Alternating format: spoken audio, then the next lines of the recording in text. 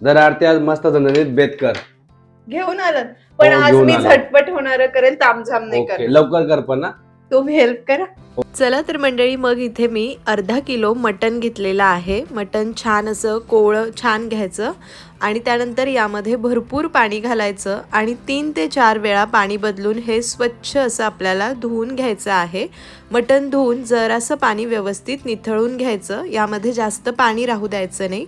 चवीनुसार मीठ, अर्धा चमचा हळद आणि 2 चमचे धनेपूड घालायची आहे.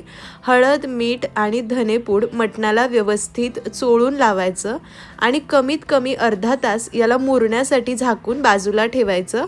आता उन्हाळा खूप आहे तर तुम्ही फ्रीजमध्ये झाकून ठेवलं तरीही चालेल. असं हळद, मीठ आणि धणे पावडरमध्ये मटण मुरवून घेतलं ना की त्याची चव खूप सुंदर अशी लागते. हे आपण छान मिक्स केलं, याला मुरण्यासाठी बाजूला ठेवू. मटण अर्धा तास मुरलेलं आहे. तुमच्याकडे वेळ नसेल तर नाही मुरवलं तरीही चालेल. आता इथे मी कुकर घेतलेला आहे, त्यामध्ये थोडंसं तेल घालायचं. जास्त तेलही घालायचं नाही, नाहीतर अळणी चांगलं लागत नाही.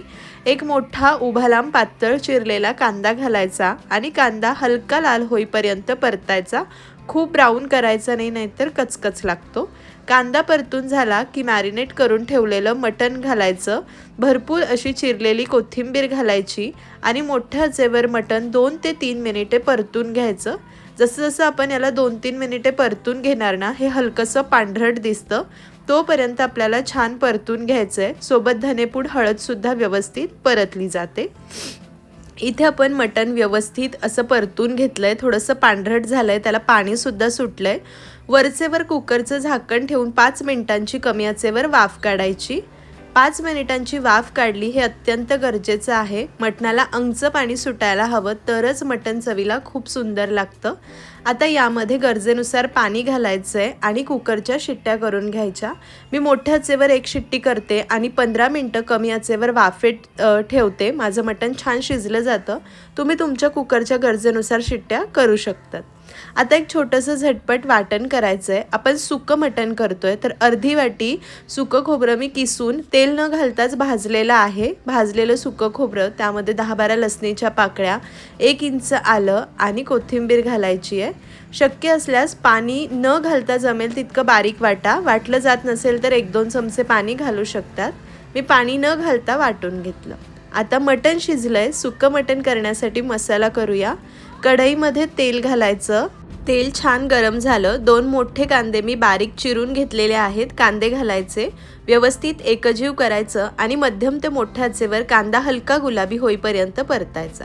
कांदा इथे पाहू शकतात हलकासा लालसर झालाय, ब्राऊन वगैरे करायचा नाही. त्यानंतर आपण करून ठेवलेलं खोबरं, लसूण, आलं, कोथिंबीरीचं वाटण घालायचं. याला व्यवस्थित एकजीव करायचं आणि लो टू मीडियम फ्लेमवर तेल सुटेपर्यंत परतून घ्यायचं. 2 ते 3 मिनिटे लागतात, व्यवस्थित परतलं जातं. हे वाटण छान परतून झालं. 2 टोमॅटो मी बारीक चिरून घेतलेले आहे, ते टोमॅटो घालायचे. टोमॅटो घालून व्यवस्थित एकजीव करायचं आणि परत लो मीडियम फ्लेमवर टोमॅटो मऊ होईपर्यंत शिजवून घ्यायचं आहे. अगदी झटपट आपलं हे सुकं मटण तयार होतं. इथे पाहू शकतात काही मिनिटांमध्ये टोमॅटो मऊ झाला. मिक्सर जारमध्ये थोडंसं पाणी घोळवून घातलं. आता मसाले घालायचे. 1 चमचा कश्मीरी मिरची पावडर आणि कोणताही महाराष्ट्रीयन पद्धतीचा मसाला घालायचा. इथे मी माऊली मसाले यांचा 2 चमचे काळा मसाला घालणार आहे. उत्तम क्वालिटीचे खडे मसाले आणि मिरच्यांचा वापर करून हा तयार केलेला असतो. मस्त झणझणीत सुद्धा असतो. आणि 1 चमचा माऊली मसाले यांचा गरम मसाला घालणार आहे. तुम्हाला सुद्धा हे मसाले घ्यायचे असेल तर maulimmasale.com वरून घेऊ शकतात किंवा त्यांचा व्हॉट्सअप नंबर इथे स्क्रीनवर दिसतोय. व्हॉट्सअपला मेसेज करून सुद्धा तुम्ही ऑर्डर करू शकता. डिस्क्रिप्शनमध्ये सुद्धा डिटेल्स आहे. इथे आपण छान कश्मीरी मिरची पावडर, काळा मसाला आणि गरम मसाला घातला. हे व्यवस्थित असं एकजीव करून घ्यायचं आहे. रंग खूप सुरेख येतो आणि मसाले घातल्यावर सुगंधही छान येतो. छान एकजीव केलं. यावर झाकण ठेवून कमी आचेवर 1-2 मिनिटं तेल सुटेपर्यंत परतू देऊ. मसाला आपला परततोय तोपर्यंत कुकर पाहूया. कुकरची वाफ जिरलेली आहे. मटण मस्त मऊसूत शिजलंय.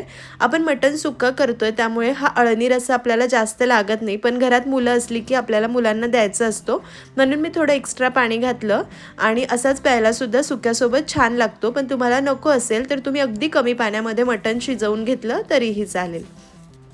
इथे आपला मसाला सुंदर असा परतून झालेला आहे।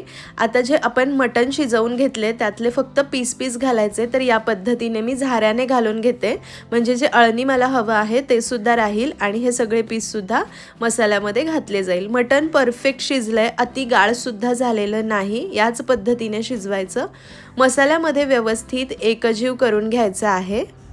आता आपल्याला मटणाला 5 मिनिटं मसाल्यात वाफ द्यायची आहे, म्हणजे छान फ्लेवर मुरले जातात। अगदीच ड्राय होऊ नये म्हणून जे थोडंसं अळणी पाणी आपण घालणार आहोत तेच घालायचं, साधं पाणी घालू नका। आणि असं लफतफीत ठेवलं, साधारण एक पळीभर मी पाणी घातलं।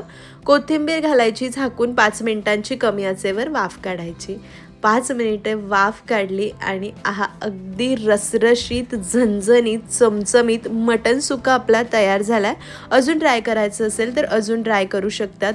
गरमागरम भाकरी, चपाती, कांदा, लिंबाची फोड त्यासोबत खूप मस्त लागतो। चिकट इंद्रायणी भातासोबत किंवा अळणी भातासोबत सुद्धा हा मटण सुक्का खूप सुंदर लागतो।